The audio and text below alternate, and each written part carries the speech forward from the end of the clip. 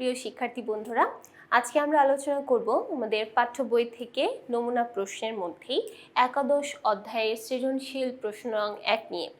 একাদশ অধ্যায়টা খুবই সহজ একটা অধ্যায়।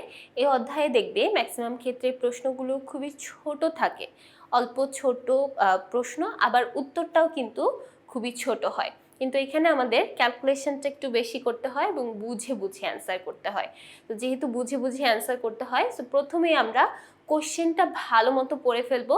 কোশ্চেনটা যদি আমরা প্রপারলি বুঝতে পারি তাহলে আমরা পুরো কোশ্চেনের অ্যান্সারটাও কিন্তু ভালোভাবে করতে পারবো।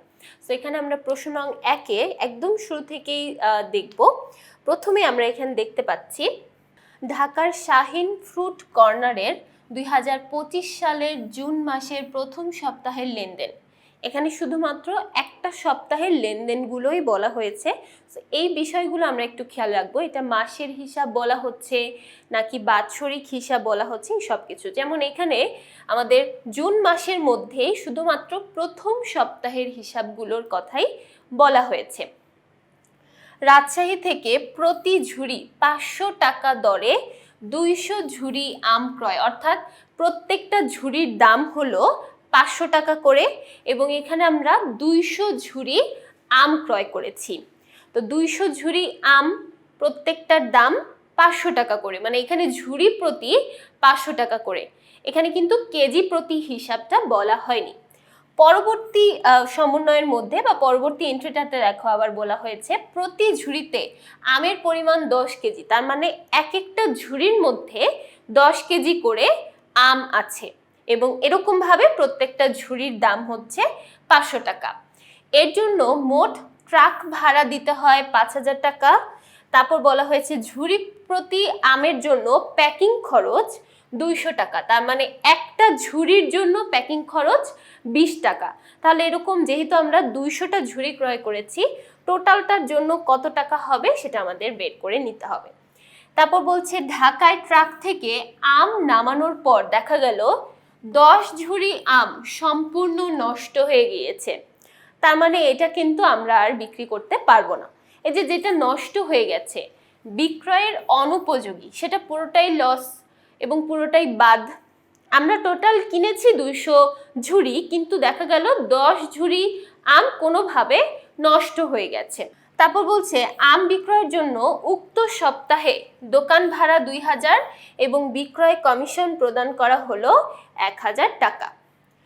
ক নম্বর প্রশ্ন, উপযুক্ত তথ্য থেকে বিক্রয়যোগ্য আমের পরিমাণ কেজিতে নির্ণয় করো। দেখো এখানে ব্র্যাকেটে বলা হয়েছে কেজি, যেহেতু এখানে কেজি বলা হয়েছে আমরা সম্পূর্ণটা কেজিতেই বের করব।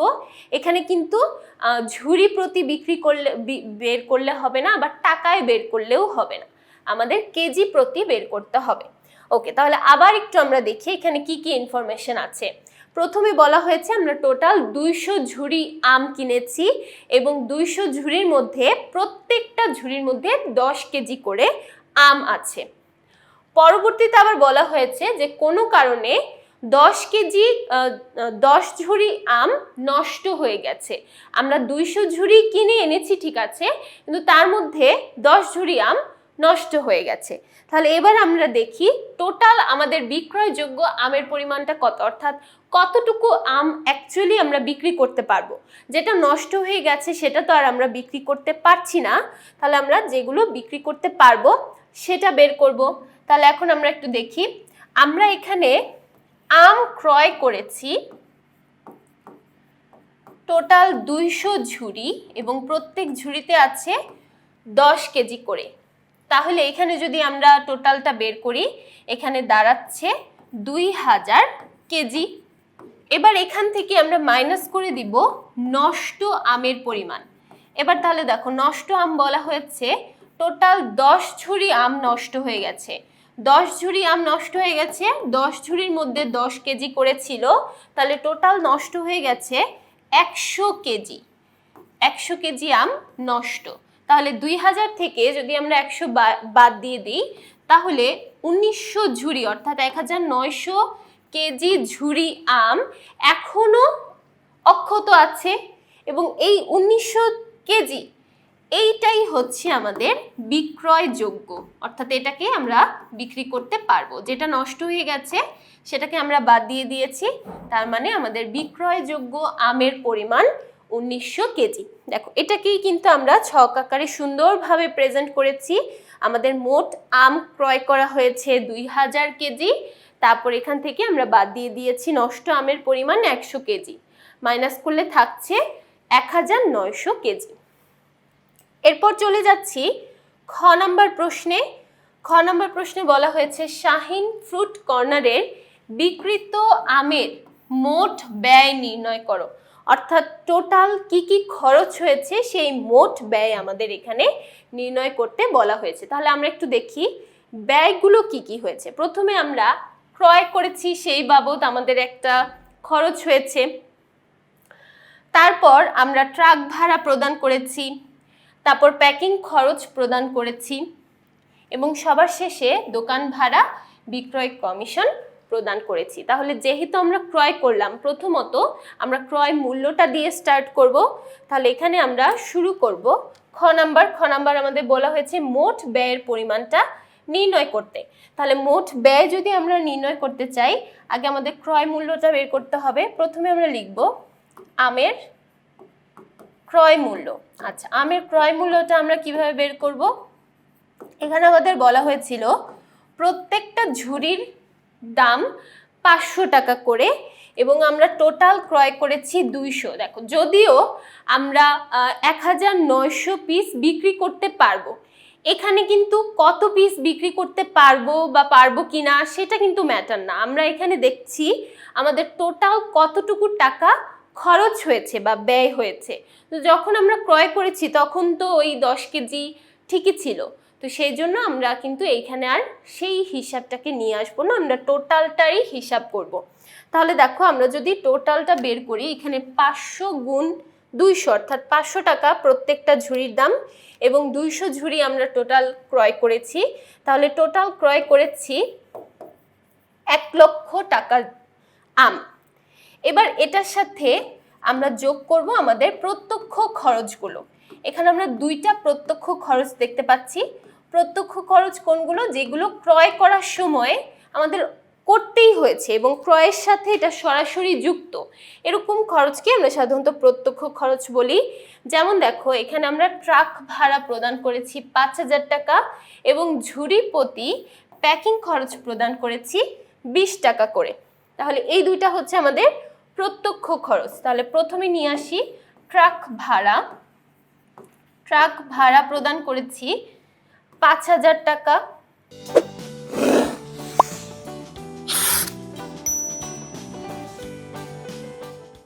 এবং তারপর আমাদের প্যাকিং খরচ হয়েছে,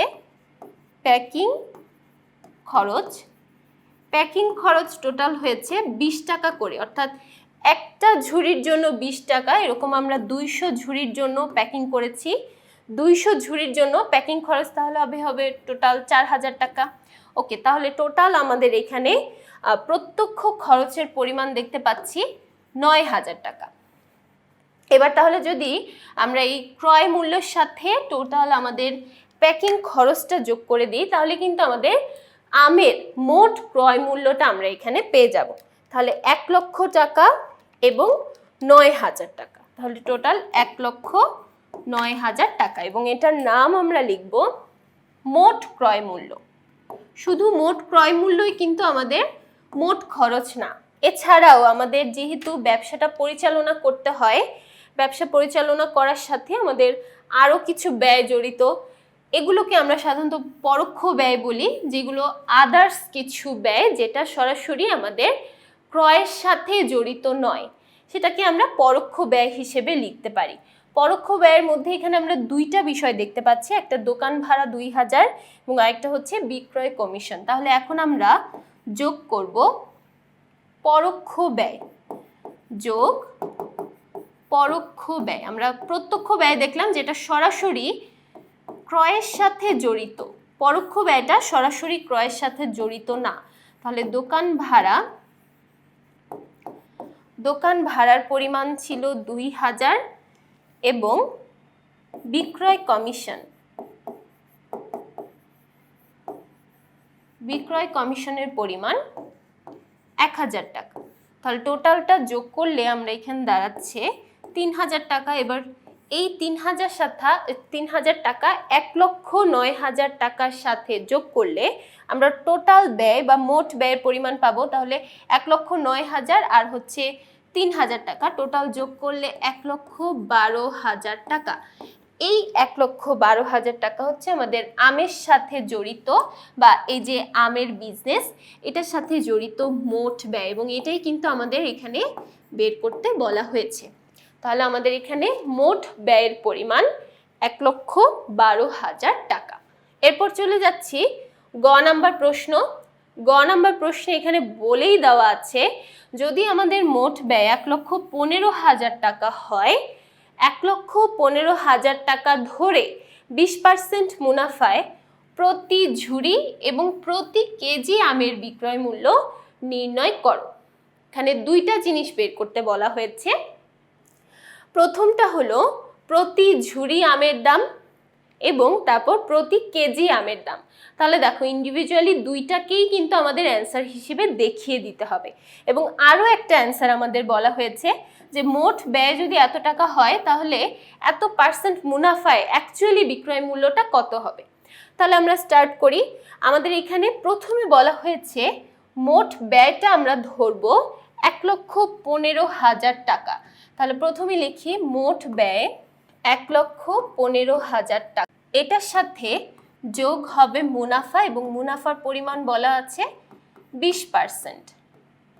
তাহলে মুনাফা আমরা 20% কিসের উপর ধরবো? 1,15,000 টাকার উপরে 20% করব। তাহলে 1,15,000 টাকার উপর 20% করলে দাঁড়াচ্ছে 23,000 টাকা। তাহলে আমরা যদি টোটালটা যোগ করে দেই 1,15,000 এবং 23,000, তাহলে আমরা মোট বিক্রয় মূল্য পাবো। এখানে আমাদের মোট বিক্রয় মূল্য অর্থাৎ ওভারঅল যদি আমরা হিসাব করি তাহলে মোট বিক্রয় মূল্য অর্থাৎ যতগুলো বিক্রি করেছি সবগুলোর জন্য বিক্রয় মূল্য 1,38,000 টাকা। এবার আমরা সবগুলোর নাম সুন্দরভাবে লিখবো। এখানে নামগুলো কিন্তু খুব ইম্পর্টেন্ট। প্রথমে আমরা যেটা বের করছি সেটা হচ্ছে মোট বিক্রয় মূল্য। এবার আমাদের বের করতে বলা হয়েছে ঝুড়ি প্রতি এবং কেজি প্রতি বিক্রয় মূল্য কত হবে সেটা। এবার আসো আমরা কত কেজি বা কত ঝুড়ি এখানে ধরবো। যেহেতু আমরা এখানে দেখেছিলাম যে 10 ঝুড়ি নষ্ট হয়ে গেছে, আমরা 200 ঝুড়ি আম কিনেছিলাম, তার মধ্যে 10 ঝুড়ি নষ্ট হয়ে গেছে।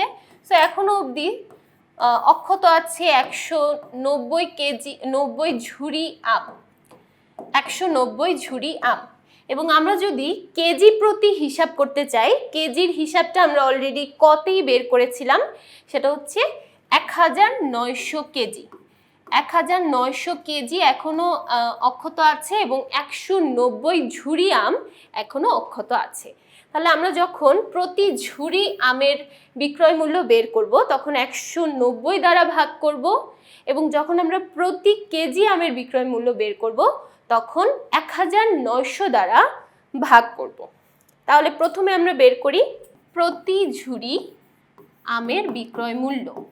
তাহলে প্রতি ঝুড়ি আমের বিক্রয় মূল্য যদি আমরা বের করতে চাই, এই যে এখানে বিক্রয় মূল্য যেটা বের করেছি 1,38,000, এটাকে আমরা ভাগ করব 190 দ্বারা। তাহলে আমরা ভাগ করে দেখি কত দাঁড়াচ্ছে।